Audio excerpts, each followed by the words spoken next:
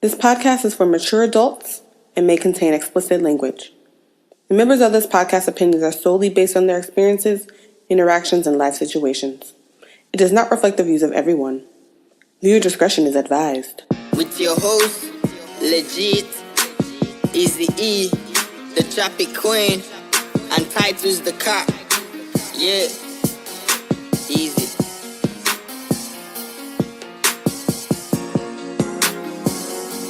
We peeped it. Yeah, we peeped it.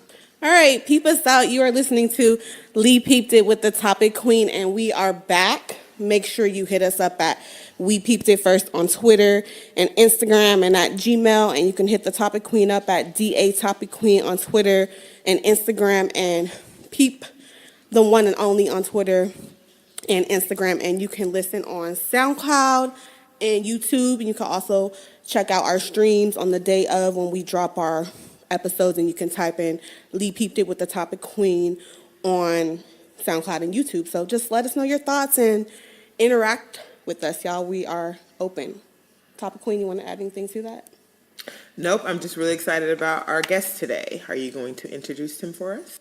Yes, we have a very special guest. We have Michael Deangelo on the line with us. So first off, Michael, thank you for being here today. We really appreciate you taking your time to come record with us. No, thank you guys for having me on. It's a pleasure to be here. I'm happy to be here. Yes, so if I'm not mistaken, you are a Bay Area native. You grew up in the Bay, is that right? No, not really. I'm a transplant, but it's all good. Okay. It's my home at the end of the day. I currently live in Hayward. I was born and raised in Norfolk, Virginia. Okay. So how long have you been in the Bay Area? Can I cuss on here? I think it's been like 10 years now. Okay. Nice. Now, tell us what we should expect to hear from you this year as far as your music goes. Well, I have a project out right now. Okay. Called Songs I Made with My Ex-Girlfriend. It's on all, major platforms, Spotify, iTunes, what else is out there? Amazon. So that's running right now. I'm pushing that, but I'm also going to release a single next couple weeks called Lakers. So I'm just trying to lock down the date for that. Shoot a music video probably before I release. That's going to be my next thing to drop. Now you said it's called Lakers? Yes, Lakers. Okay. Like the basketball team? Are you a Lakers fan? Basketball. Yes, Okay. I am. Since 1998. Yeah. Nice. We're big Laker fans, so lit. that's an attention getter. I'm like, so obviously, It's a song for you. It's a song. Okay, well, side note. I have to ask you the LeBron question. How do you feel about it? I'm juiced. I'm super juiced. I found out through my homie who is like a LeBron fan. I'm a Laker fan first. Probably more so Kobe than anything. But he texted me and he was like, I guess I'm going to be watching the games at your house now. And that's how I found out at the internet. I bought a jersey right then and there. I'm waiting for them to send it to me, But I'm happy about the situation. I don't think we're going to go to the championship this year because the Warriors and got Cousins. They're about to three-peat. But give us 1 or 2 years after that, I think it's our time. I think you're like my new best friend. Hey, I try to be realistically positive.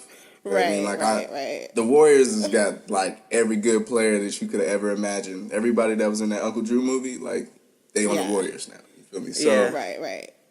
You got to give them some time to air out. Plus, they got some free agents popping up next year. So. Yeah, they do. Klay Thompson's one of them. Yeah, it's the golden era right now. So I think the Warriors deserve everything that they're getting. They went two decades without even really without a playoff nothing. experience. I remember except Baron for Davis. The We Believe era. I remember all that. The Blues mascot, all that. Yeah. Right. Okay. So sorry, totally went sidetracked. I had to ask you. Talk about basketball for a minute. My bad. Well, I mean, you have a song titled "The Lakers," and we're die hard, so of course we had to talk about that. It's gonna be your theme song for the end of the summer. I promise.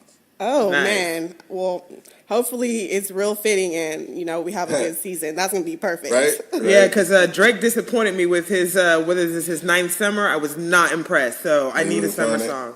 No, I was not impressed with, because usually Drake owns the summer, and this summer I'm about tired of Kiki too. So Really? Yeah, She get on my nerves too. yeah. So I'm looking for something. So Right? I'll be At looking first, for that. I was like, who is Kiki? Like, he talking about Keke Palmer? Or?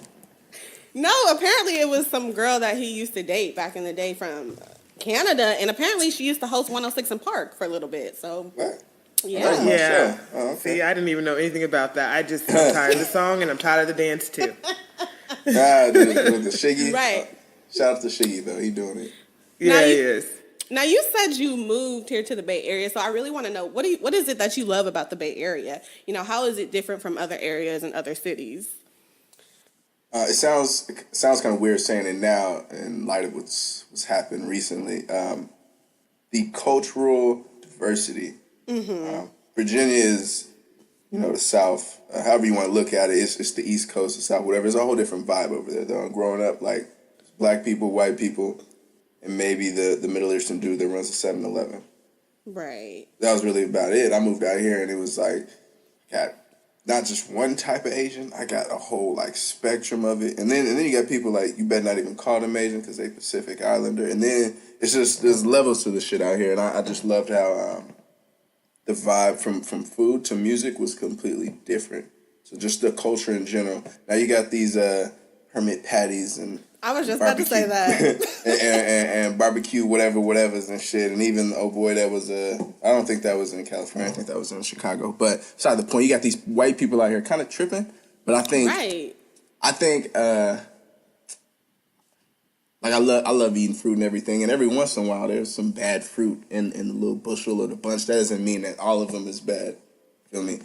So yeah, there's some people out here who are tripping, but I think in general the Bay Area is very accepting and culturally diverse. I went to like this Mac Dre thing last week. Oh yeah, the turn up is real at the Mac Dre event. It happens every year. I've seen so many races. It looked like the We Are the World thing. So I mean, yeah, there's some people that is fucking it up, but I think in general, what I love about the Bay is just the different cultures out here. Right, and speaking of these white people, I watched something on social media where dude was screaming at a man for eating on Bart. I'm like, damn, we can't eat on Bart now. Like, who are you, the food police? Like, can we literally?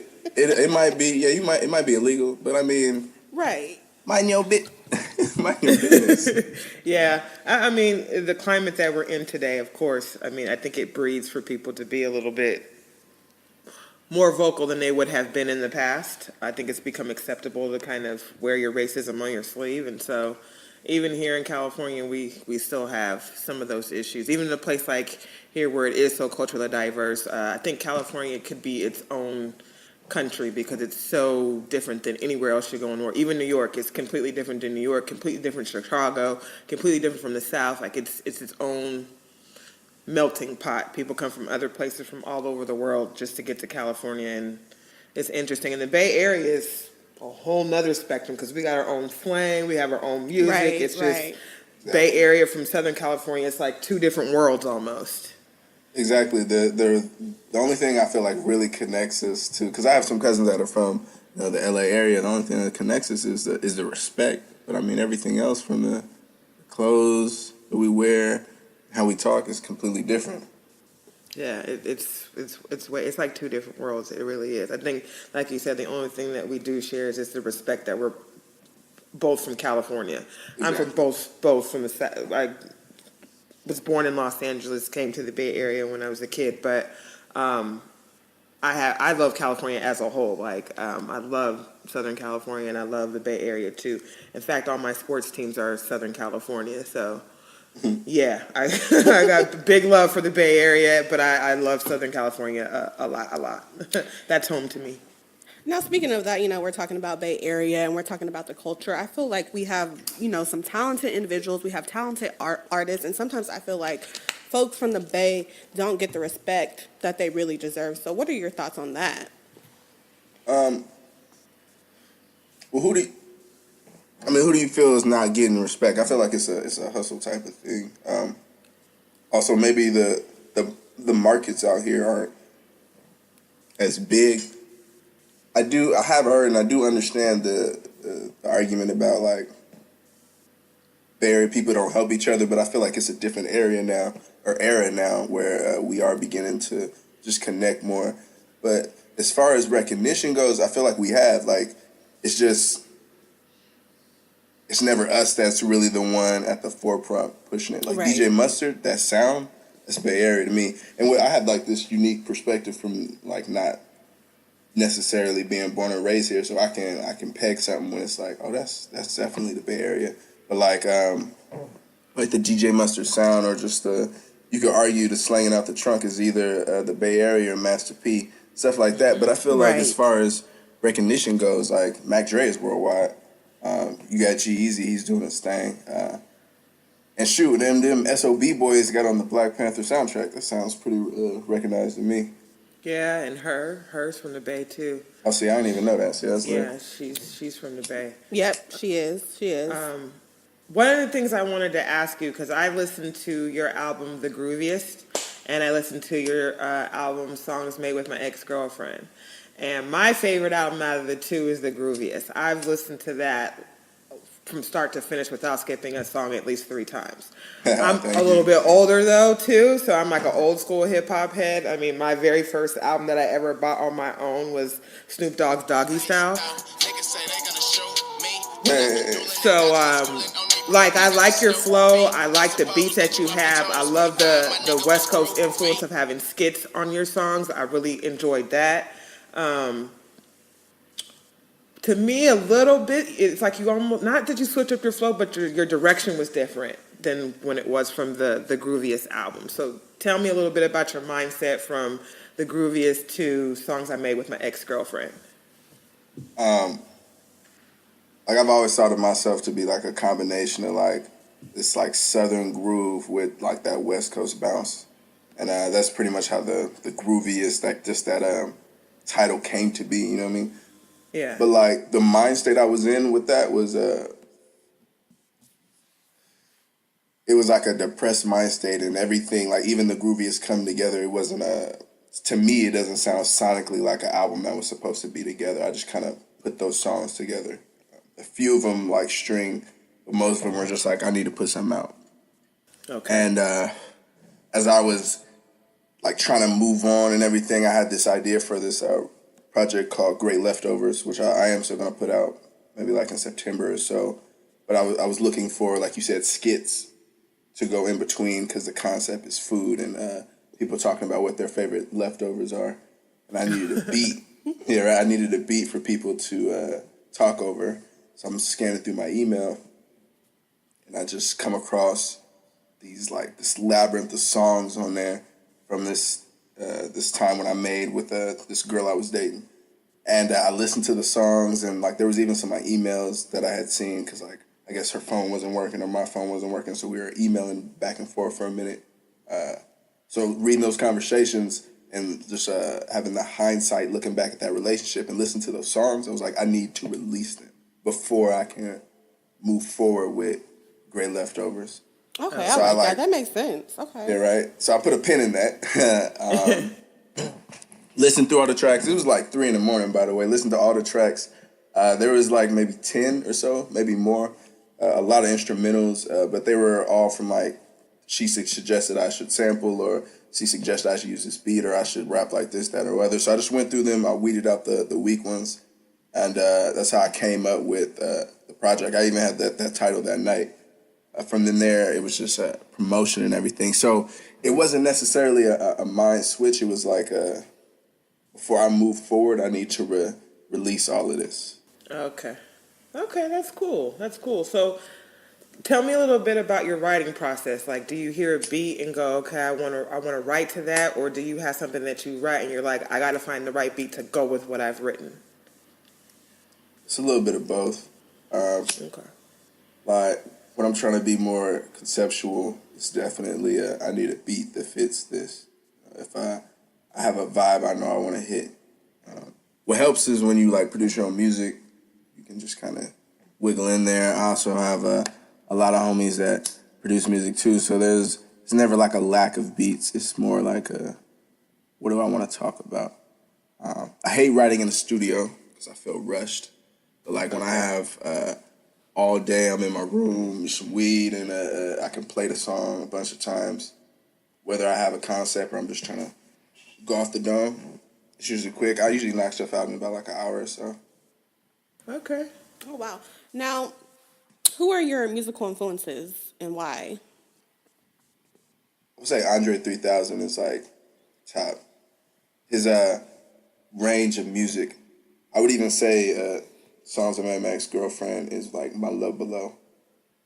Yeah, I would agree. Just like experimenting, like keeping it. At the same time, I was keeping it myself, but it was like retro and the beats were retro. Even that was like my first time really doing something with a concept the whole way through. But when Andre dropped Hey Ya, I remember not liking it when I first heard it. Oh, wow, that's interesting. Yeah, I didn't like it either. I didn't like it either. Like, Yeah, I think. Like, what is this? Yeah, I think as a real hip hop, like Outkast, Andre 3000 fan, it was like, this is a pop song. What are you doing? Like, it just came from left field to us. Exactly. Where's the Players Ball, ATLians? I was like, man. Yeah, I almost feel like he dumbed it down for the popularity a little bit. To me, Exactly. That's my personal opinion. No, I feel you. It was to me. It was so different. I didn't understand it. Just kind of same way I felt about Kanye's 808s and Heartbreaks. Yeah. When I first heard it, I was like, the hell is this? Because The Graduation was the first album I ever bought. So I'm like, oh, I'm old. Okay. my bad. I didn't mean to do that to you. I was like, bro, you had blew my mind with The Graduation, and then it was this, because at the time it was Jay-Z, DOA, Death to Auto-Tune and all that, and T-Pain was hot, but it was still like, bro, what are you doing? Anyway, I'm digressing. Andre 3000, after I gave Hey Ya a chance, and then I listened to The Love Below, and you hear songs like She Lives in My Lap, it just kind of opened up my mind to what you could do on a rap song. So I started putting like more melodies and trying to, like, I could really care less if you catch all the bars. If you listen to the song enough, you'll catch the little nuances and the double entendres that you didn't get the first time. It's not important that you don't get it the first. And that's how I just feel like Andre would step to every song. Like Royal Flush, like his verse on that is like a killer. Like he never gave a whack verse. So Andre would be number one to me. I gotta say Jay-Z for The Hustle. Okay. That man right there, I don't see nobody topping him with business-wise. He may not have the freshest bars or the freshest projects, but the multi-million-dollar deals. I'm surprised they ain't passed Dr. Dre yet, but he did sell that beats. But to me, them are the two that influenced me the most. Nice. Now, will you be collaborating with anyone in the near future or soon? I work with artists all the time. My homie Leroy the Innovator, I work with him a lot. Okay. Got a lot of records together. Check him out on like all social media platforms, Leroy the Innovator. Okay. My brother Ray the Engineer, he obviously engineers. He makes beats too, though. Like on the Grooviest, he made the Henny beat. Oh, nice. I really like that song. It's one of my favorites. Yeah. I'm actually working on a Henny Part 2. So okay. That in the works. That's going to be on Great Leftovers. But and he connected me with the producer that made Comic Books and Tupac. His name is DM. He's a cat from Maryland back east. But I love that song. Yeah. That one is the one. That one. I knew that was the one when I wrote it. Yeah, I love that. Now, have you performed at a Twin Social event? At several. I know, I don't know if I could say his government name, Leonard, one of the promoters. Yeah, that's my homeboy, yeah. Yeah, that's I was like, I know I've interviewed you before. I was like... yeah, I'm everywhere. Yeah. That's nice. Now, are you a freestyler, or can you drop something off the dome for us? Like, if we gave you a subject, do you think you could freestyle about it? Yeah, let's go. Okay, cookies or sex? You said cookies or sex? Yeah, which subject? About both. Okay, go ahead. Freestyle for us. All right, for sure. Acapella with it. Chocolate chip, I got the dip. Roll the joint, I need to hit. Spread them legs, you open wide. Girl, I'm about to slide inside. Got that peanut butter crunch. We can roll a cookie bunch. Talking weed and hold a bunch of snacks. Hit it from the back. I don't know if I could cuss up on the radio, but I can hit it slow all night as I'm biting on that slow crunched ice. Slipping it down on your back when I'm hitting it like that. After I'm finished, I head down the stairs, go to my refrigerator. Feeling like I'm Dark Vader cause I just slayed her. Got that shit from Lucky's. You know it's about to be the... I slipped up, but it's cool when I'm in it though. I might just end up hitting it fast after I finished hitting it slow. I need more of that peanut butter. That's my favorite type of cookie. Snickerdoodle, baby, if you bring it to me. I'm done. All right. I was like, I didn't know if he was done or not. That was cool. That was dope. I didn't want to cut you off. No, it's groovy. It's wonderful. Well, that was super dope. So tell us about anything new that's coming out, where you'll be, where people can see you, your music, all of that good stuff. Songs I made with my ex-girlfriend is on all platforms. But like I said, Lakers is the next thing I'm going to drop next. Just follow me on my Instagram. It's Michael Deangelo Music. My website, cogangmusic.com. Sign up for the email list there. It's the best way to stay tapped in with me. I do different type of videos on my Instagram. I'm about to release something today, actually. Picking up some art from my boy Abstract Oakland that he did for me. I have a show called New Material.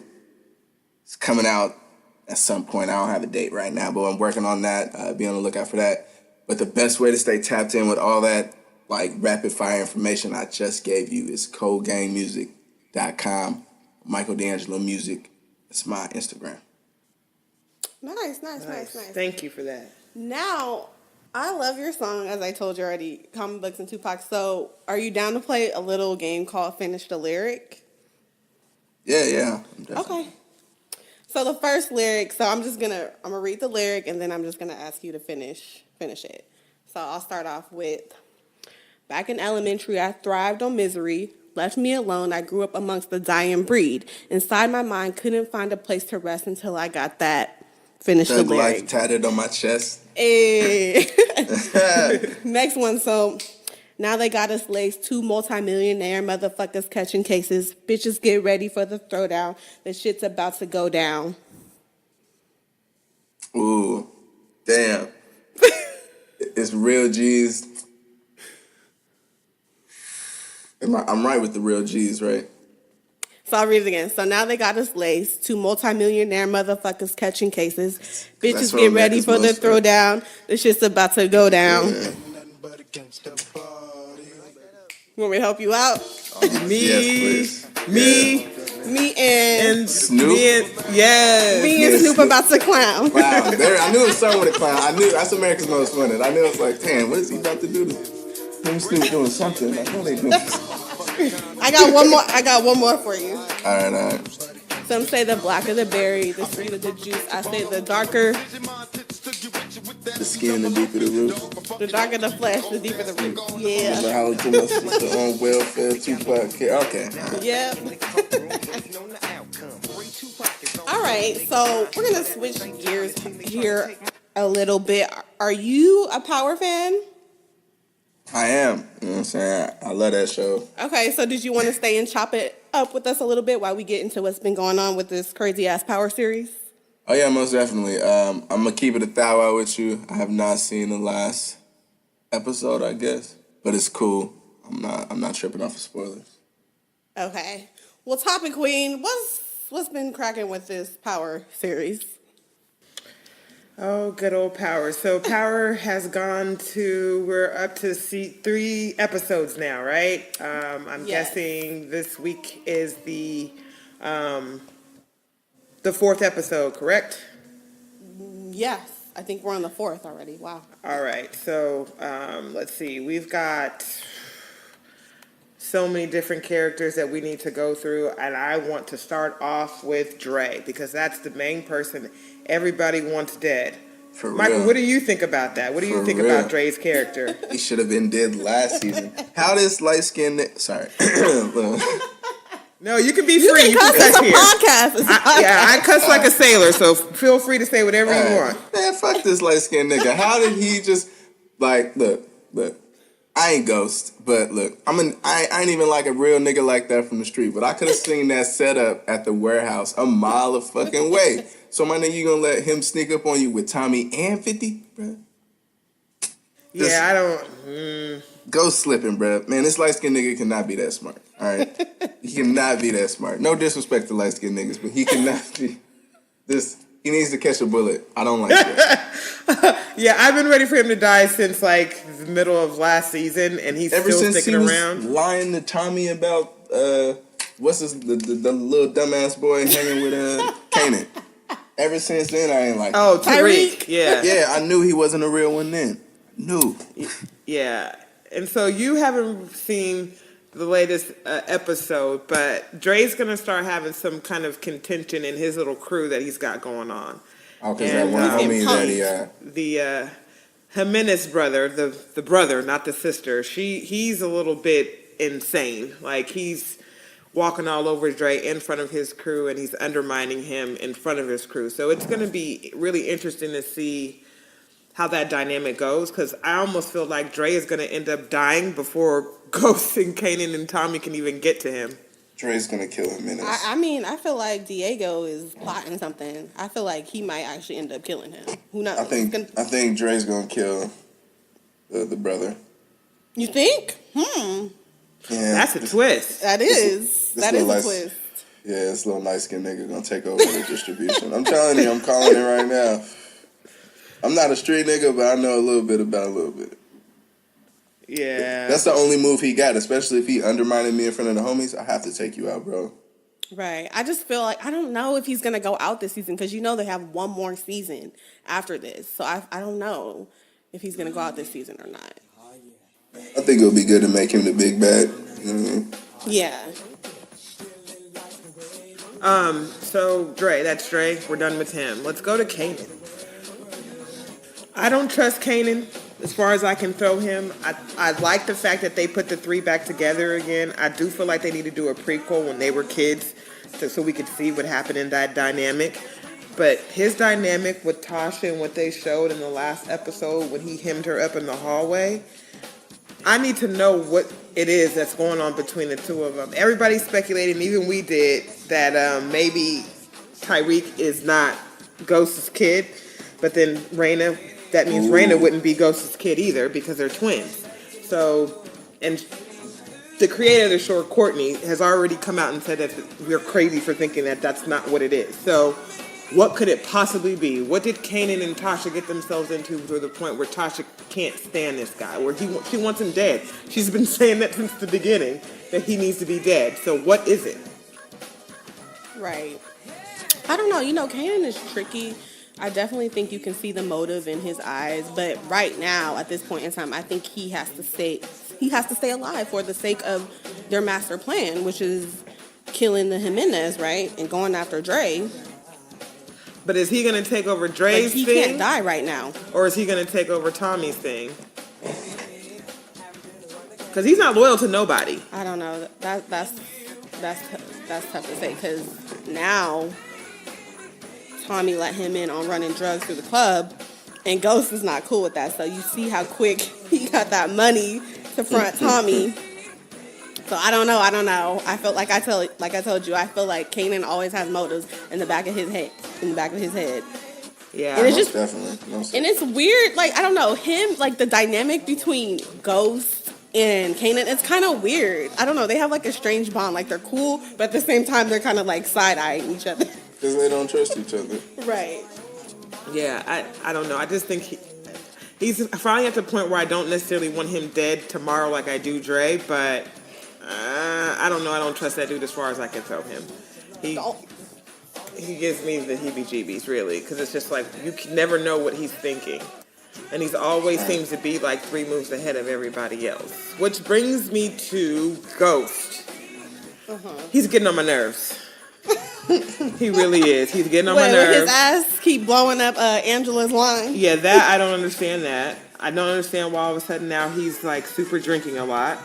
And then him killing that drunk driver so sloppily was just, I'm done with him. And I'm tired of seeing him get punked by that Congressman Tate character too. That shit's pissing me off. Like, you gotta be smarter than that. This dude cannot be that much smarter than you. Like, that shit is retarded.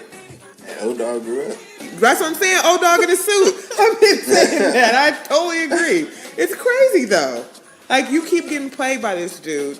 And the funny part about the whole thing with him and this congressman is he's trying to get out of this whole drug lifestyle and all this other stuff. But I don't think he's realized that being legit doesn't necessarily mean that you're clean either, because these motherfuckers are dirtier than drug dealers to me. Exactly. I say fuck that. Sell drugs. Forget Angela. Stick with the black woman that loved you and keep it pushing. You said forget Angela. He want that old thing back. The pussy is that good. I've been saying forget Angela since season 1. That's that girl from 3LW. She was Little Kim in Notorious. Forget Angela. Sell drugs like yo. He found a woman that is okay with you selling drugs to make your money. My nigga. What are you doing? Exactly. Just lit a dream, bruh. Lit a dream. It's like, look, right, shit. Look, Ghost ain't never gonna go legit. Like if Michael Deangelo was Ghost, I'm telling you. We selling drugs until they shut us down. Look, we gotta get you on season 6 though. We gotta put the word out. Really though. Listen here, Ghost. This is what you need to do, player. Fuck that light skinned nigga Dre. Yeah, I don't even understand how he's smarter than the 3 of them. That shit was pissing me off. What do you think about the lawyer Proctor? I like him. That's Turtle from Entourage. Yes, he is. I like him. Tommy kind of fucked him up a little bit. He put him in a sticky situation, but he's still down though, and like he's kind of at the point where you really can't wiggle because he fears for his safety. But every time I've seen Ghost need him, like he's there. Even when he had to defend himself against that dude, that other lawyer, black. Mock. Yeah. He was like. I knew that he was innocent, so I was trying to get him off. Like, I think he's really down. Like, despite everything. Yeah. And it was crazy that we learned in the last episode that his father had some type of reputation, which is why he changed his name. That was crazy. There might even be some type of connection with them and Tommy. Right. Tommy's family, and Tommy fucking up too. He lucky he only got punched in the face by the mob. Like. Yeah, that I'm glad you brought Tommy up, because Tommy to me is getting on my nerves too, because he's doing some real stupid stuff. He's got that tracker on his goddamn car, which I don't even know. Like, that's just gonna bring up a whole slew. They're gonna hang Tommy from the rafters if the mob or that Russian gang don't kill him first. Right. If I was doing dirt like that, I would just do routine checks. Maybe I watch too much TV, but I would just routine check my shit all the time. Hey, especially when you know, you wave down the whip. Especially when you know the feds was watching you anyway. You think the feds was gonna stop watching you? No. Exactly. Last year you was in an interrogation room, bro. Right. They was calling you Ghost, like. Yeah. He ain't using his head, and he doesn't realize that his dad does not have his best interest. Ugh. I don't know about that, but to the point you said before, I think he's been doing stupid shit. I don't think this is new for Tommy. Right. So I'm really not tripping until Tommy dies, because he just always kind of does stupid shit and makes it out okay. And like, I think Tommy might be like my favorite character on there. Yeah.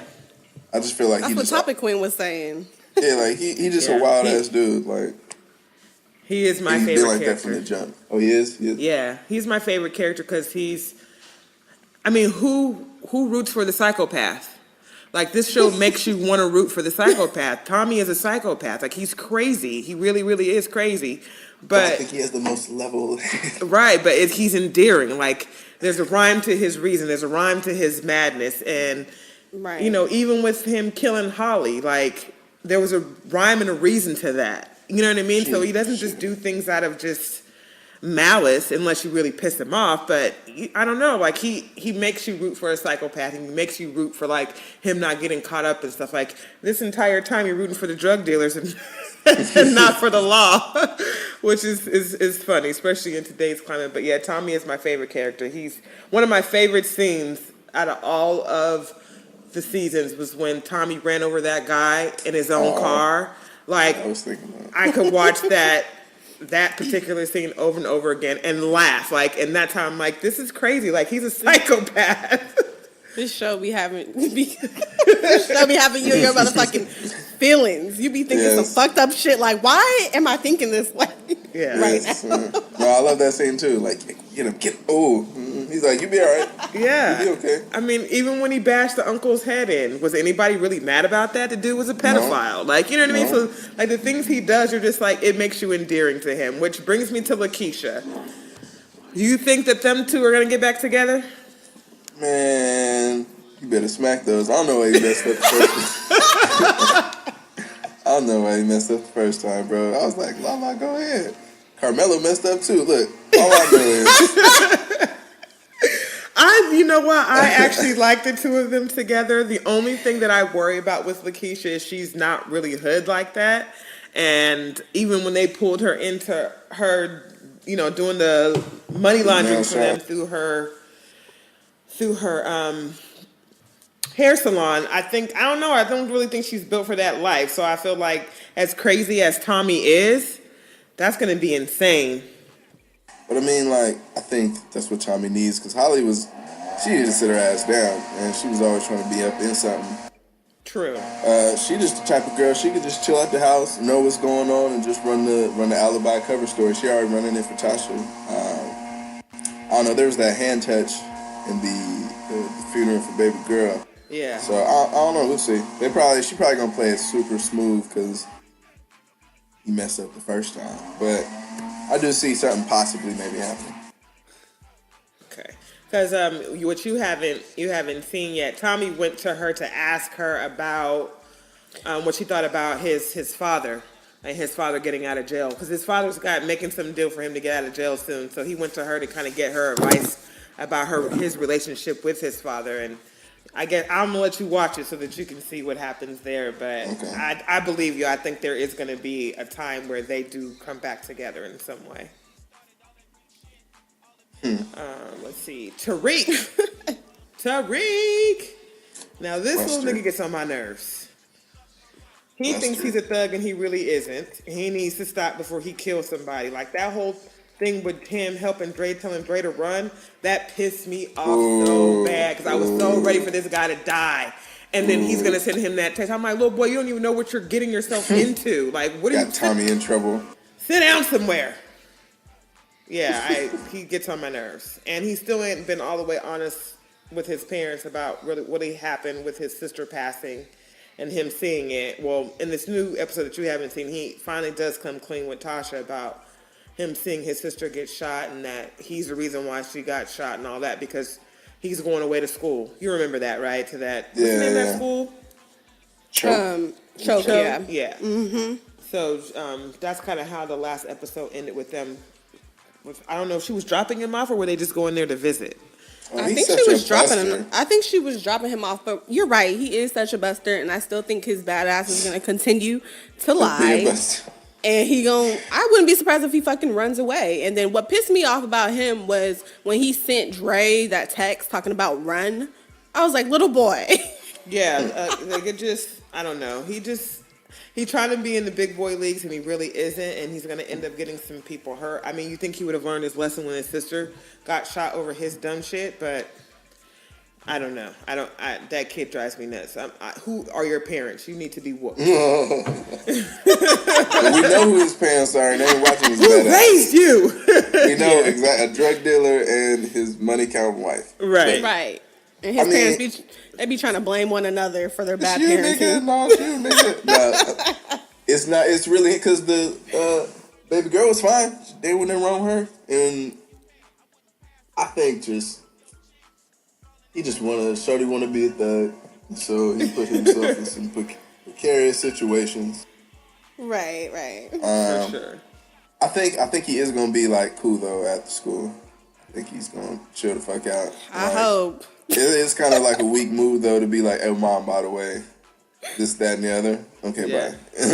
Yeah. And he's got the police kind of on him. Like, they're starting to figure out that his story is not making any sense. Yeah. He cracked. Oh, if they catch him, he cracking. He is. I did it. I don't know what to do. Which brings me to Angela, because now Angela has gotten into this thing where she's like deleting evidence and hiding stuff because her name is all over this now because of this Raymond Jones dirty cop character. So I know you already said you ain't fooling with Angela with the ghost situation, but now Angela and Tasha have built kind of a relationship because they're trying to help Tariq not get charged with murder, basically. And she's not trying to lose her job for helping Tasha and telling Tasha where the officer was located, where she could find him. Anyways, now Tasha and Angela are meeting and Ghost knows nothing about it. Ghost has been blowing up Angela's phone and she won't answer his calls. What do you think he's going to think when he finds out that Tasha and Angela are hanging out together? Because I think he's still going to start getting to the point where he starts stalking Angela because he's drinking now too. So what do you think about that relationship of Tasha and Angela coming together to work through this crazy shit with Tariq? It's unnecessary. Like, Angela, at the very beginning when Angela was like, she was putting all the dots together. Oh, and I did this, and I did this, and that means that it's like, just sit your ass down. If you didn't show up to the crime scene, everything would have been cool. And all that speculation that you were doing, it would have been cool, but you done showed up there, people done seen your face.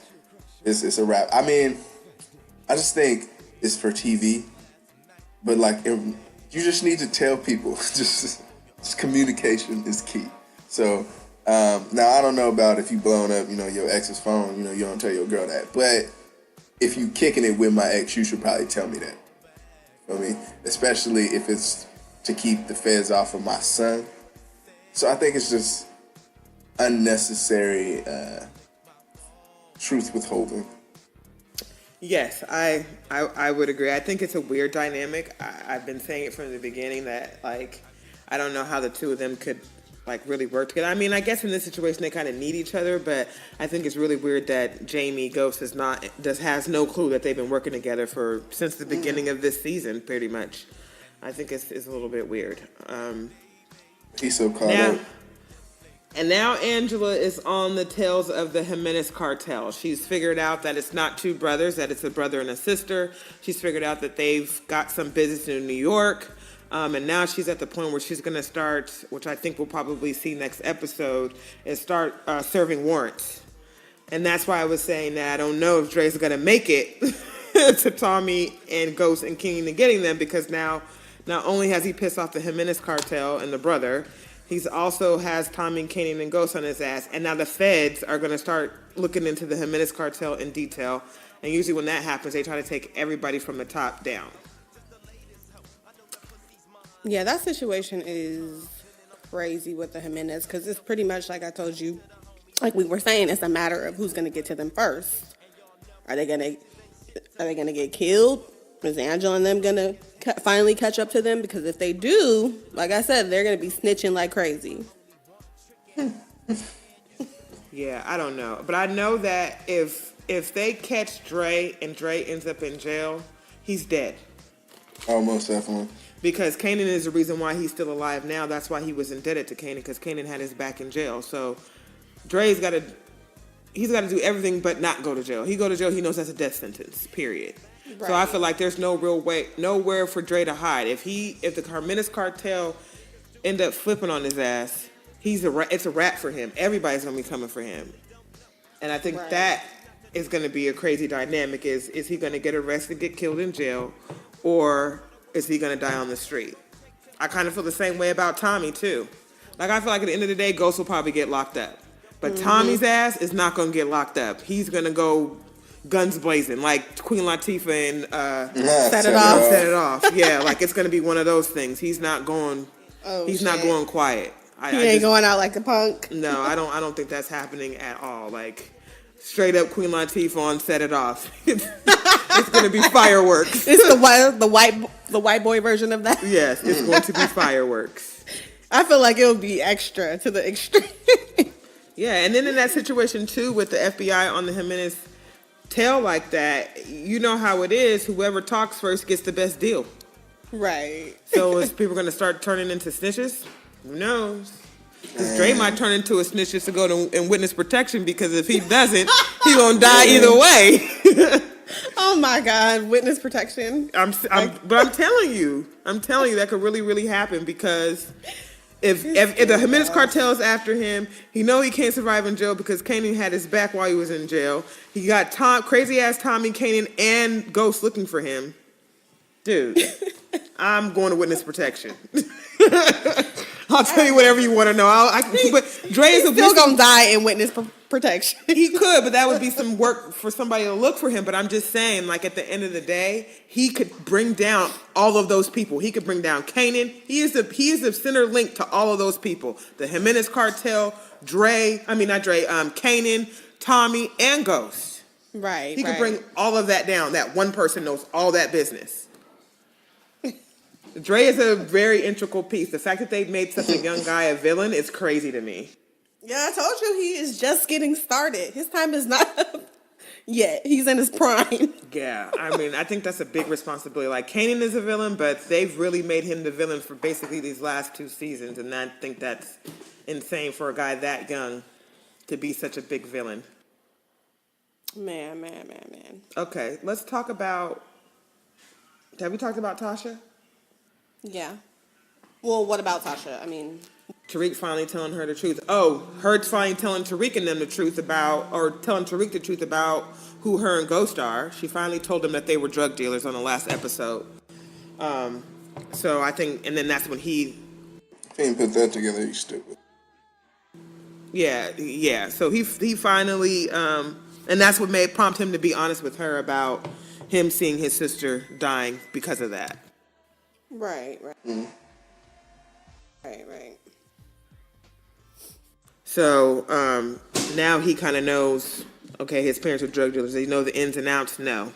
But yeah, so I guess we pretty much covered her, except for her thing with Silva. Silva did say that he was gonna be her lawyer, right? I don't know if in the hallway. I don't know if we confirmed that. Really? I think so, because remember he came to her and he said to her, "I know you're trying to protect James, so I'm gonna protect you." I guess I'm really after not. Raina's funeral or whatever that fiasco that councilman Tate put together. I'm not fucking with him at all. So like we said in the beginning of this, he's O-Dog in a suit. He is. And now he's running for governor. I don't know if you've seen that, Michael, but that was in the last episode. I don't know if it was the last episode or the second episode, where he's like getting ready to run for governor. He's got all these advertisements and stuff that he's ready to launch.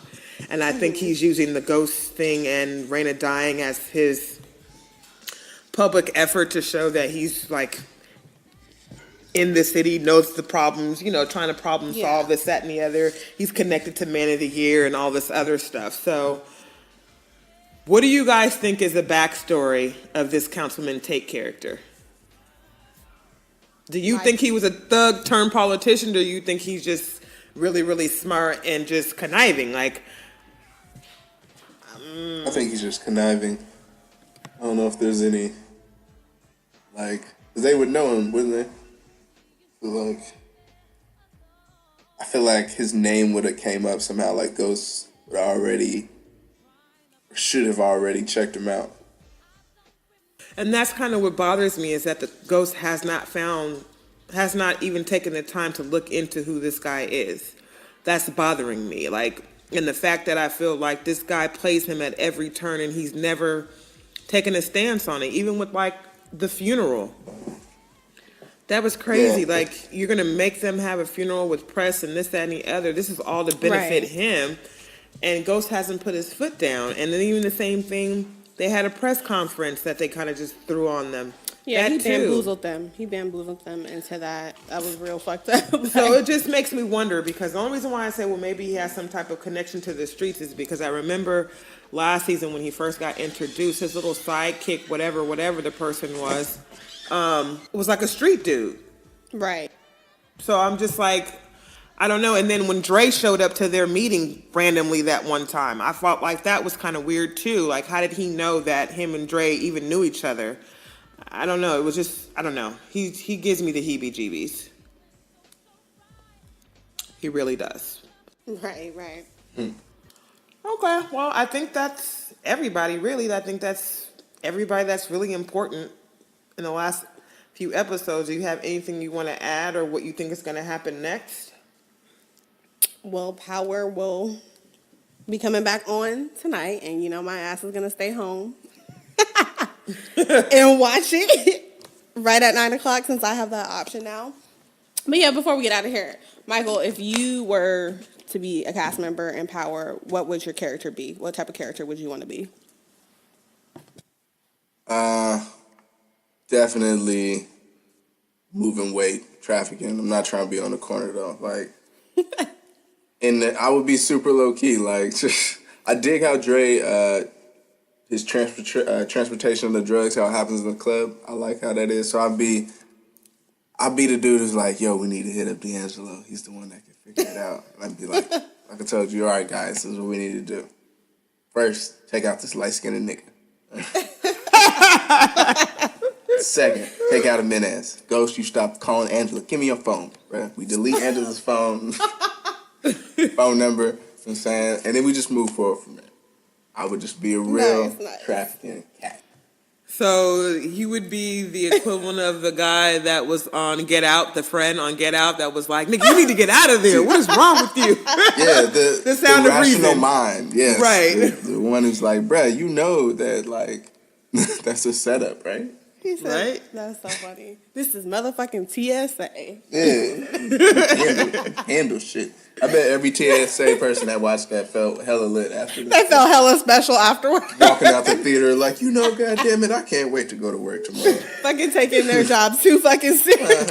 Hey, I gotta check you. I just saw Get Out. Right. That is so funny. That is funny. Now, Michael, before you get out of here, can you kindly tell the people what podcast they are listening to, and also let the folks know where they can find your music and, of course, your handles? Ooh, okay. Well, see, right now I'm listening to the We Peeped It with the Topic Queen podcast. Thank y'all for having me. Where you could find me, like I said, is this Google Michael Deangelo. I got the website, codegangmusic.com. My Instagram is Michael Deangelo Music. Sign up for the email list. Check me out on Spotify and iTunes. I got new music coming super soon. Well, that is awesome. Thank you so much, Michael, for your time and going through the Power episodes with us. I'm really excited about the 2 new songs that you say you have them coming out. The Lakers song in particular. I'm ready for my summer song, so I'll be looking out for that. Again, thank you so much for your time. We appreciate you joining us today. Yes. Thank you for having me. Thank you.